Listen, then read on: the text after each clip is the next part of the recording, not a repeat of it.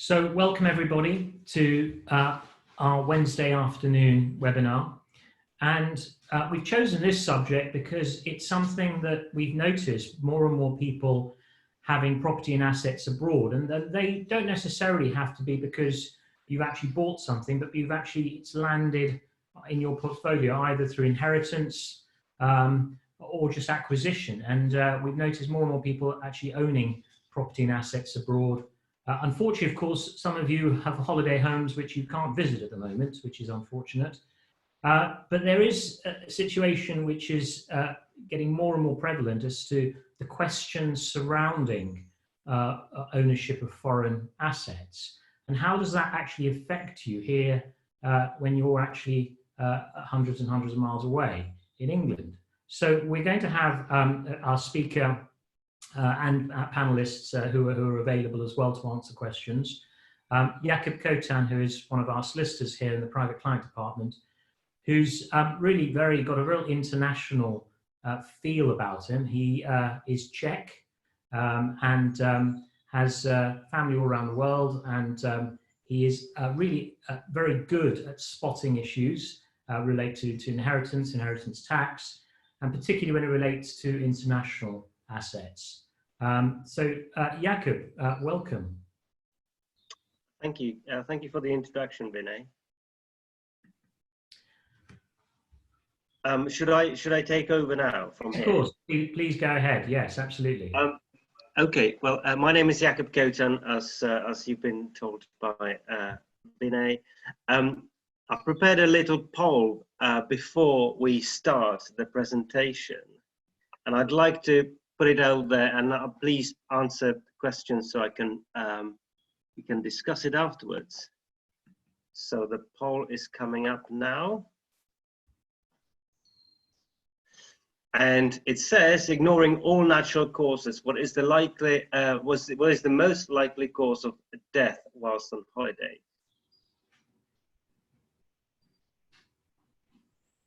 I'll give you a few more seconds. Okay, and I will end it in a couple of seconds. So I'm ending the poll now. I'm going to share the results with you. And it appears that most of you got it right. It is traffic accidents. It's not drowning or taking selfies. I thought it would be just a good introduction to the topic of being abroad while we are unable to go anywhere. And I'm going to put the presentation on just now.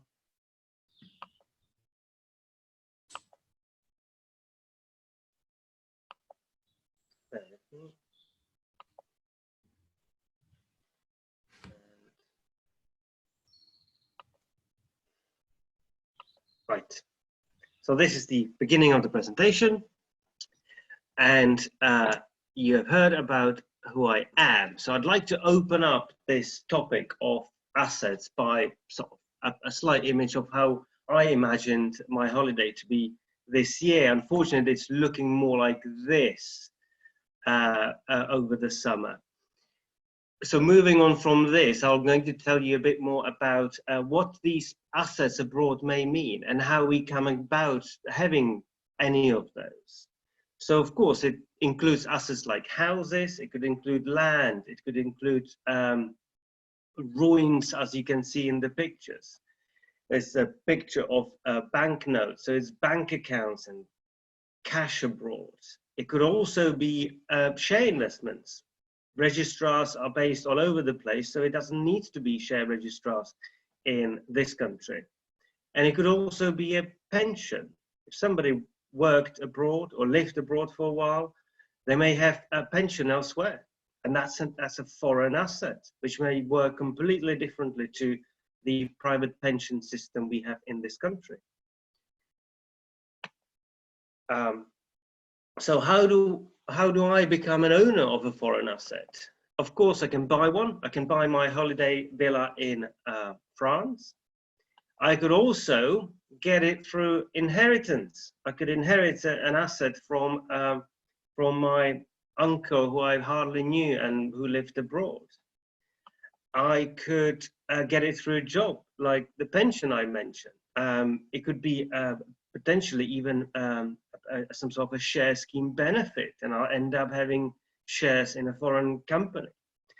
And it could be through marriage or divorce.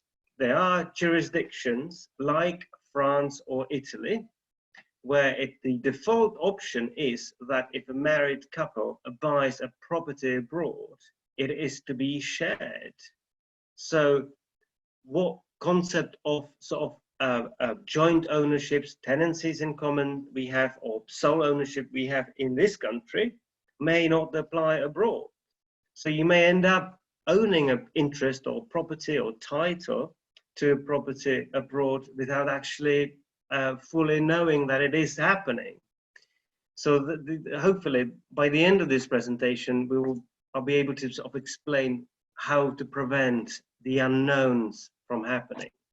And of course, money, it's always a money issue. So during one's lifetime, if I have a foreign asset, and I sell it, HMRC will want to see any gains, will want to see how much I've made on that profit abroad. So again, it will become taxable in the UK. I will need to declare tax from income over the course of, let's say, renting my Spanish investment property. And that will bring, and also it will bring some local taxes, like a property tax, some annual sort of fees that will be added to it. And there are going to be potentially double taxation issues where you pay income tax in one country and HMRC will ask you to pay the tax again. So that's the moment we should probably seek to talk to an accountant or a specialist in foreign tax law to advise us on this. Moving on to the actual sort of topic of the poll. So what happens when one dies having a property abroad? So the starting point for understanding where the tax is going to be paid is to know whether I died being domiciled in the UK or not in the UK. And this concept of domicile is sort of similar to residence, but not quite the same. And since I think it was 2 years ago when it was sort of made a bit stricter by HMRC, the sort of general tool to understanding whether I am domiciled in the UK or not is to look at the last 20 years of my life and see if I lived in the UK for 15 years out of those 20. If the answer is yes, I'm likely to be domiciled in the UK.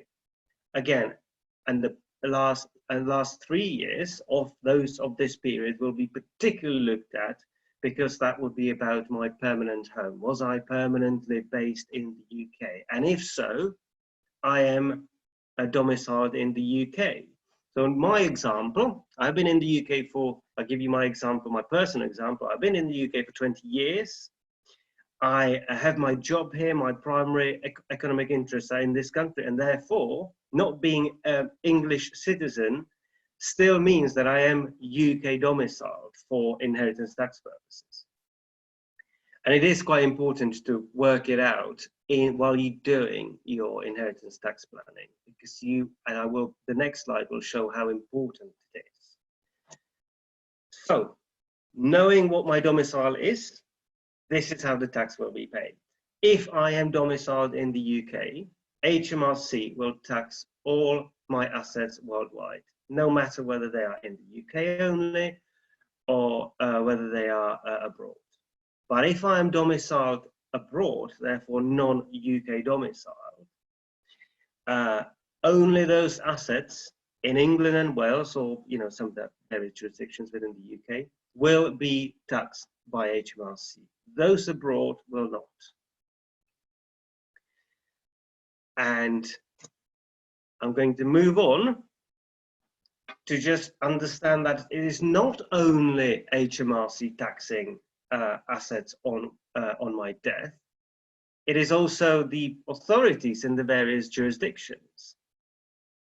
So whilst many European jurisdictions have relatively small amount and nominal amount to be paid on inheritance tax, it is still a consideration to avoid any double taxation situations, because you don't want to be paying tax to HMRC and paying tax to, I don't know, French authorities or some other authorities if you have a property abroad. There are some arrangements, they're not excessive, and the countries which the UK has arrangements in relation to double taxation to avoid paying inheritance tax twice are listed there. It's the USA, India, Pakistan, and some other European countries and other countries elsewhere. But it's quite a limited number of countries, so it's quite important to look at the tax implications. And I do, forgive me, I'm going to stay with the tax topic for just a moment.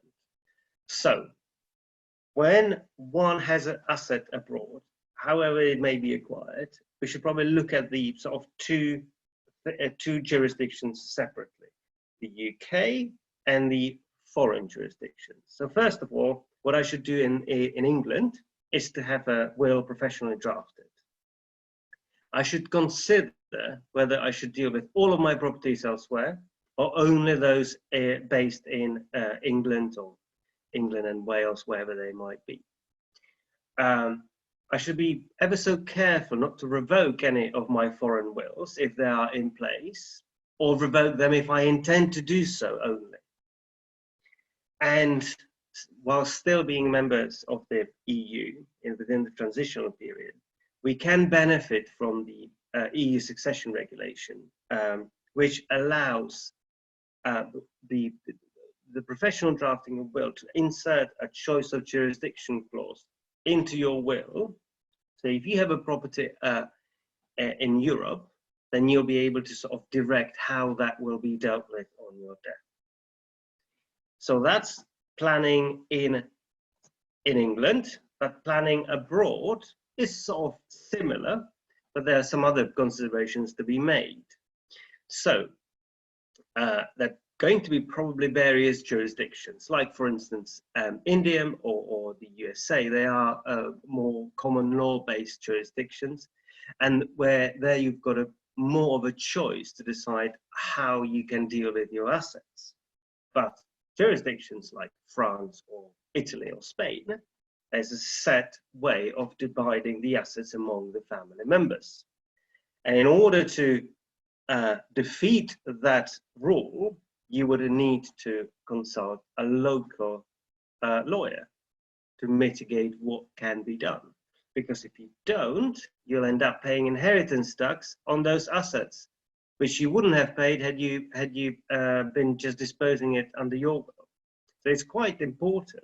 So again, the points to take from this: if you have a property in Spain, a villa, which you will hopefully visit soon, have a will professionally drafted, deal with those assets abroad separately, and do not revoke your will at home by making another one abroad. Okay, that was my presentation, and thank you for watching. And I'm so sorry to bring this topic right now. It's not a provocation, trust me. And I'll stop sharing and let Vinay Tana to come back. Thank you so much, Jakub. That was pretty good for such a complicated area. I'm surprised you managed to get that through so quickly. I've got a few questions actually. They came through by text because there were some who weren't able to make today. So obviously this is quite a topical subject, and particularly so because obviously we shouldn't be talking about this because we've got this virus situation, but the Brexit. So how does all of this relate back to this situation that we might still be in, which we're fudging at the moment, is Brexit? How do people sort of see that as a factor? People certainly see it as a factor, but luckily it's not at the moment. And as long as now is going to be dependent after Brexit, whether it's going to be the end of this year or a bit longer. We don't know that yet. Then as long as the EU does not change the current regulations, which I mentioned, then we're okay. We have the same system as we've had up until now. But if they decide to change it, we may not be able to have benefit in that sort of choice we can make through our homemade will across other European jurisdictions' assets. So the simple answer is Brexit hopefully will have no impact, but they hopefully is quite an important word there. Question from Nigel. So, of course, this D word, which us lawyers get very fixated about, which is domicile, and which really does factor in everything, and is very pervasive in everything we do, especially with being such an international type of people we all are. What's the situation if you're a national here living in Spain for the last 15 years? Where are you domiciled? Because ultimately this question keeps cropping up for two reasons. One, it makes a heck of a difference when you die, but it also makes a heck of a difference when you're living. So can you give me or shed some light on domiciled nature? Because obviously everybody's interested in where they're domiciled. This is a great topic. It's so much fun for the listener. The topic of where one is domiciled has been taken to court on many occasions. It's got a set of rules and quite an abstract concept to it. So it may be decided, well, it will be decided on the origin of birth of your father and yourself. It will be based on the choice, domicile of choice. So you choose to live somewhere, and that would be your potential domicile. But then it's sort of the umbrella of a deemed domicile is the one that goes over all these concepts. And if you are a borderline as to where your heart really is, then you will have to, or your executors will have to fight the tax office if need be. That it has happened before.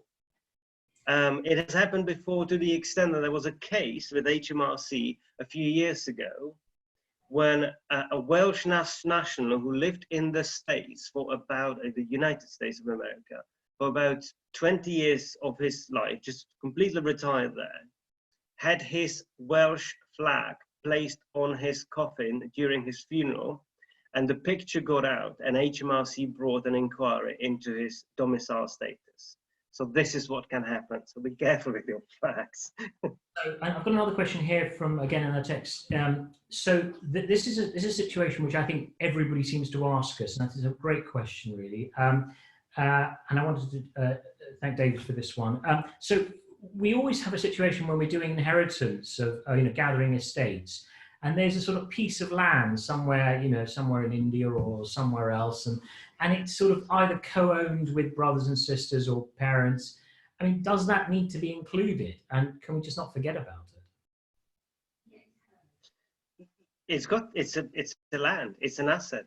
This is the foreign property that somebody could potentially get through their family, which is based in, as you mentioned, in India, for instance. And they would have not really known properly what the asset is like, but it is still going to be your asset. And it is still going to be something that should be declared and must be declared to the HMRC and can potentially be subject to 40% tax. So it's quite important to sort of think ahead. And so obviously, just arising from this is not the question that's on there, but it's only arising from this point that ultimately a lot of assets are co-owned. And they're co-owned either through inheritance or just passed on. And so, what's the situation where you could own an asset with two of your siblings? How do you determine what goes into your asset pool? Well, that's a very valid question. In the UK, we've got the concept of either tenants in common or joint tenancy, so we know how it operates. But the concept of dividing shares in properties in various other jurisdictions could be completely different.